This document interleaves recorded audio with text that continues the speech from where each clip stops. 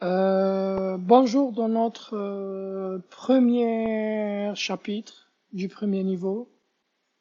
Donc, introduction au langage Java. Donc, l'objectif de cette vidéo ou bien de cette présentation, c'est quatre choses pour moi. Si on a réussi à comprendre ou bien à gérer ou bien à manipuler ça, c'est déjà très bien et très important. Premièrement, on doit comprendre c'est quoi Java et pourquoi Java a été créé. Un, deux. T'entends dans l'introduction pour le plan de notre formation, on a vu des mots JVM, JDK, JRE, c'est quoi un compilé, c'est quoi exécuter. Donc on va voir dans cette petite capsule vidéo c'est quoi tous ces mots. Après on va passer un petit peu de pratique, donc on va voir comment on peut installer Java. Et après, la même chose, un petit peu aussi de pratique. Comment écrire, compiler, exécuter un programme Java avec deux façons. Donc, je vais vous montrer c'est quoi par les lignes de commande. Ou bien avec un IDE et dans notre formation, tout le long de notre formation, on va utiliser IntelliJ. Donc, je vous demande fortement d'installer IntelliJ, c'est très facile. L'installation. Donc, avant de commencer avec la partie pratique, donc juste je vais vous mettre dans le contexte. Pourquoi Java? Pourquoi il y a des développeurs qui ont introduit Java? Pour quelles raisons? C'est quoi les avantages pour ce langage? Donc on est maintenant en 1991. Il y a des apparitions de plusieurs appareils électroniques, comme des codeurs de TV, les téléphones portables, les imprimantes. Donc, on a plusieurs entreprises, ou bien plusieurs grandes entreprises, et chacun de ces entreprises, c'est-à-dire chaque constructeur, utilise son propre langage, ses propres systèmes et ses propres règles. Donc, c'est quoi le résultat? Le code est difficile à réutiliser, donc imaginons qu'en 1991, je sais pas moi, à cette époque, on a des cellulaires, on va dire juste la marque X. Et dans cette marque X, la même compagnie, même de passer de la marque X à la marque Y, ils ne peuvent pas utiliser le même code. Et donc, ils sont obligés de répéter ou bien de recommencer à partir de zéro, ce qui n'est pas logique. Donc, le grand problème, c'est impossible à transporter d'un appareil à l'autre le code qui a été codé pour ces outils.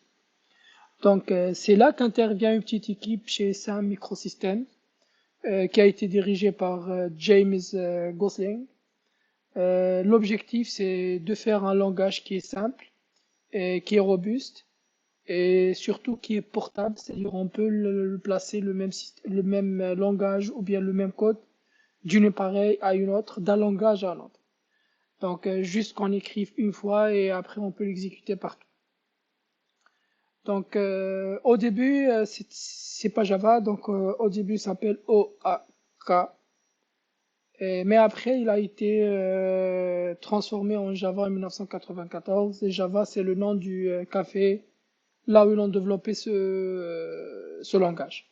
Donc, le premier programme Java public sort en 1995. Et c'est un choc dans le monde du web. C'est un langage qui peut s'exécuter partout, sur n'importe quel système, et ça c'est très important. Par quel moyen? C'est là où on a parlé de la machine virtuelle. Pourquoi Java est encore utilisé aujourd'hui? Donc Java est partout, dans les applications Android, les serveurs web, les logiciels d'entreprise, et même dans les objets connectés. Il a trois forces majeures. Premièrement, il est orienté objet ou bien objet orienté. On travaille avec des objets, des classes et on modélise le monde réel. Donc Java, c'est le langage le plus proche de la vie réelle. Il est portable. Le même code peut fonctionner sous Windows, Linux, Mac, Android, peu importe le système d'exploitation. Il est robuste et bien encadré, gestion de mémoire automatique. C'est pas, par exemple, si on compare par rapport au C, un petit peu aussi même de C++, ces deux langages, c'est à l'utilisateur de gérer les mémoires. En Java, c'est la mémoire a été gérée automatiquement. Donc aussi on peut gérer les exceptions, les sécurités, etc. On va voir dans les prochains chapitres. Donc maintenant, on va voir c'est quoi les composants Java à connaître. On l'a déjà juste parlé un petit peu, mais on ne sait pas c'est quoi. Donc à partir de maintenant, on va essayer de définir ces notions. Donc, on a GDK, c'est un ensemble complet pour développer.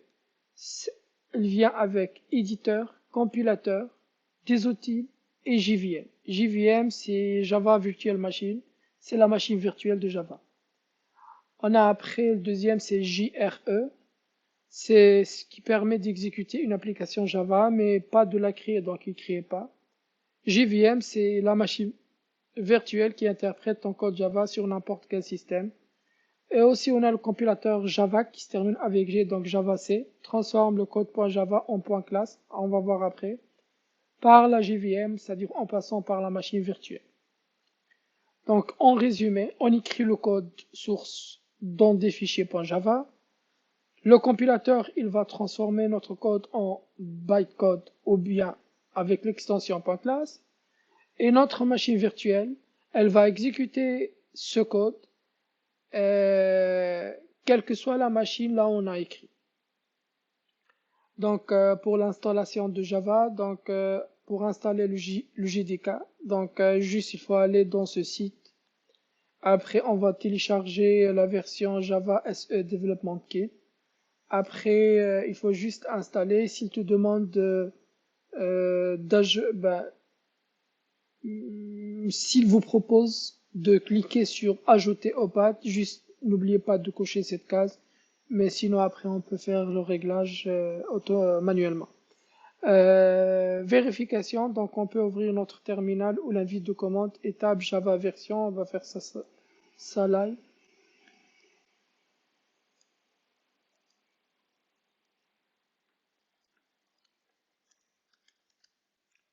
Donc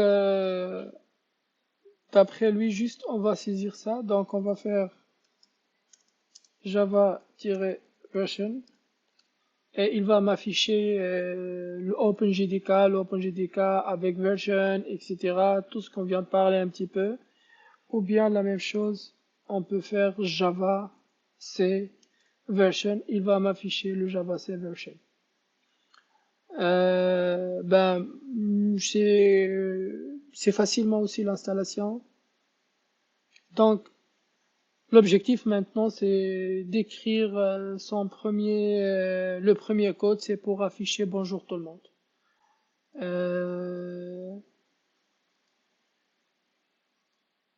Donc, ça c'est notre IntelliJ. Donc, juste moi j'ai créé le premier projet que je l'ai appelé Tuto Java. Mais après ça là, c'est pour, par exemple, faire le premier juste exemple qui a été donné pour afficher bonjour tout le monde ou bien bonjour Java. Ben, juste on va créer une classe. Ben, toujours les classes qu'on va le créer, il faut le créer dans le dossier src, c'est le dossier source. Donc, public class bonjour Java. Donc, le nom de notre classe c'est bonjour Java. Donc, on vient dans src, bouton droit, et il va m'afficher cette liste. Pour l'instant, tout ce qui nous intéresse, c'est new. Et après new, on va essayer de choisir Java class. Donc, on clique là-dessus. Et on met coller, donc bonjour Java. Et pour l'instant aussi, tout ce qui nous intéresse, c'est classe. Après, on va passer par les autres, un par un. Mais pour l'instant, c'est juste classe. Donc, je clique deux fois sur le mot classe et il va me générer une classe en Java. C'est ça, ça veut dire classe. Si vous voyez, c'est la même chose. C'est euh, c'est la même phrase qui se trouve de deux côtés. Maintenant, on va générer ce qu'on appelle la méthode main. Avant de générer la méthode main, juste je vais vous expliquer. Il y a des IDE qui génèrent des méthodes, il y a d'autres qui ne génèrent pas automatiquement. Il y a d'autres, juste il faut faire le réglage pour qu'ils génèrent automatiquement, comme par exemple les getters, les setters, les constructeurs, etc. Ben, moi, j'ai déjà réglé. IntelliJ, déjà dès le début, il va générer, ou bien il est capable de connaître, à générer des méthodes comme la méthode main automatiquement sans aucun réglage. Donc on va pas entrer trop en détail dans notre première vidéo. Donc c'est tout ce qui nous intéresse pour l'instant, c'est que juste après l'installation, on crée notre première classe et dans cette classe, on va placer ce code-ci. C'est automatiquement. Donc on vient ici juste, on écrit M-A-I-N, main, et lui, il va me proposer main. Entre parenthèses, il m'a dit c'est une méthode de déclaration. Donc on clique là-dessus deux fois et il va me générer ce qui a été écrit ici. Ce qui a été écrit ici. Donc c'est juste à mettre le code ou bien la logique pour nous. Donc c'est juste, on va faire system.out.println et après il y a tout un chapitre. C'est quoi un system.out.println, mais pour l'instant je vais juste vous donner un petit exercice, juste un petit peu de pratique, pas plus. Et on va afficher bonjour Java, point d'exclamation, et on va mettre point virgule. Si vous voyez ça, ce bouton vert, ça veut dire que le programme a été compilé et il n'y a pas de problème. Regarde par exemple si j'enlève le point virgule, il va me dire cette ligne doit terminer par un point virgule, mais peut-être que tu as oublié de mettre ce point virgule. Donc si je le mets, il va me dire aucun problème. Et c'est ça le bouton vert qui parle, ou bien on vient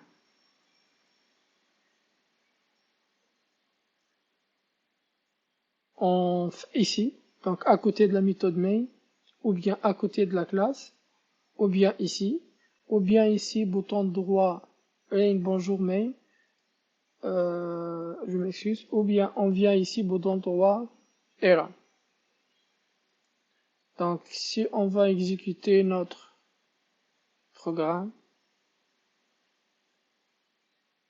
regarde, ça c'est le chemin où se trouve le dossier, on s'en fout, donc il va m'afficher bonjour Java. Donc ça c'est le premier.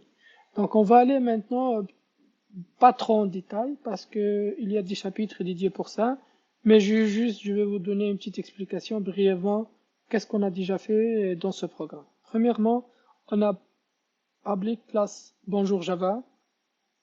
Ça c'est juste pour créer une classe publique qui s'appelle exactement comme le nom du fichier. Après, on a public static void main, string entre crochets args. Pour l'instant, on va pas aller trop en détail. C'est quoi public, c'est quoi static, c'est quoi void, c'est quoi main, c'est quoi string, c'est quoi crochet, c'est quoi args.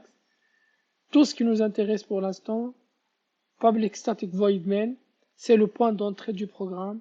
C'est ici que Java commence à lire. Donc Java, il commence à partir de cette méthode, la première ligne et jusqu'à la fin.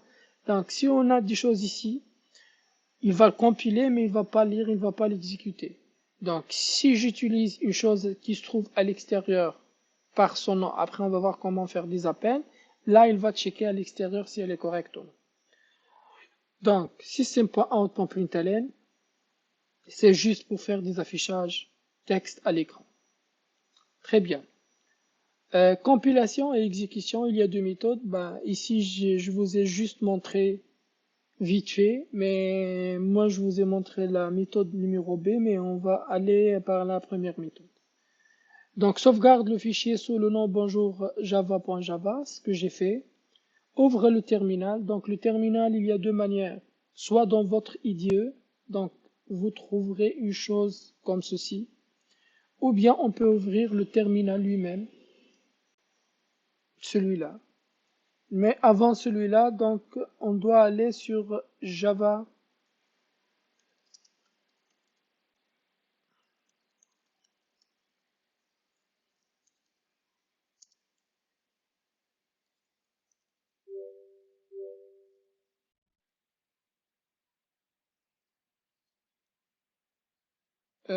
tuto Java.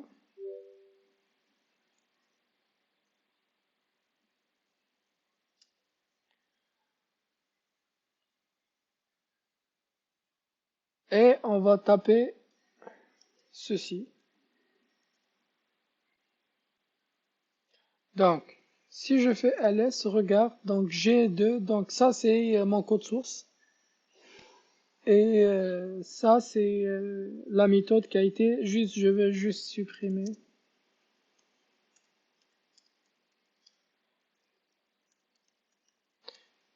Donc, regarde ici, quand je fais ls bonjour Java.java, comme il a été indiqué ici, quand je tape javac bonjour.java, il va me générer un autre fichier, c'est avec l'extension .class. Donc, avant, on n'a pas l'extension .class, mais maintenant, il m'a généré un fichier avec l'extension .class. Et je l'ai jamais essayé, mais juste, je vais essayer d'afficher. Donc voilà, qu'est-ce qu'elle contient. Voilà ce qu'elle contient, la méthode Java, bonjour Java.class.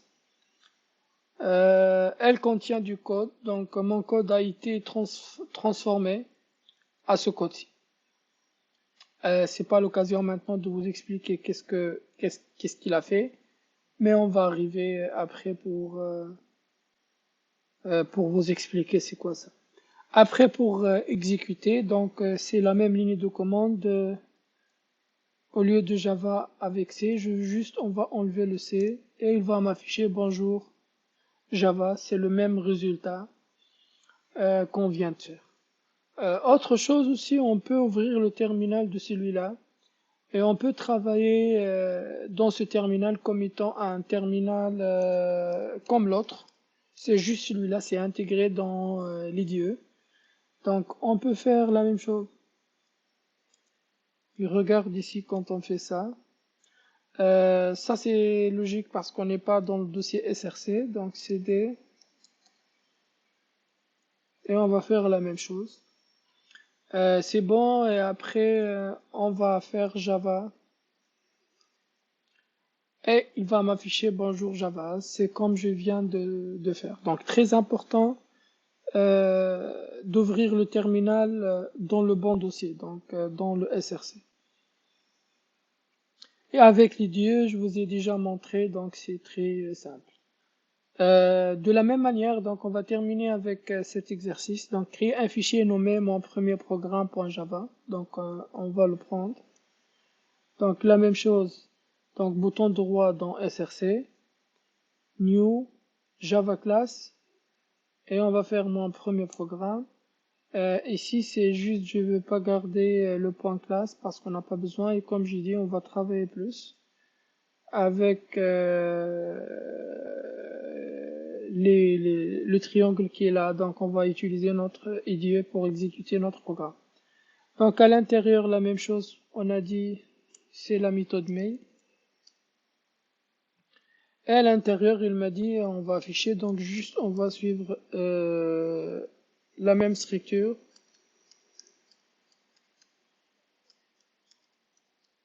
Donc system.out.println, donc je vais afficher quoi? Je veux afficher bienvenue dans la formation Java de l'Arby, juste pour voir si vous avez bien compris ce qu'on va faire ou non. Donc si je mets comme ça, et après la même chose, comme je vous ai dit, il faut que chaque ligne se termine par un point virgule, on va voir après. Et quand on va exécuter notre code, il va m'afficher. Ok, ça arrive souvent parce que au niveau de l'exécution, regarde ici, il est encore en train d'exécuter bonjour Java. Donc moi je veux changer, je veux pas qu'il traite bonjour Java, je veux qu'il traite mon premier programme. Donc dès que je clique sur la classe elle-même, il va changer l'exécution, il va m'afficher maintenant bonjour, bienvenue dans la formation Java de l'Arby. Donc c'est juste ça pour comme première vidéo. Donc à tantôt, à la prochaine petite capsule vidéo.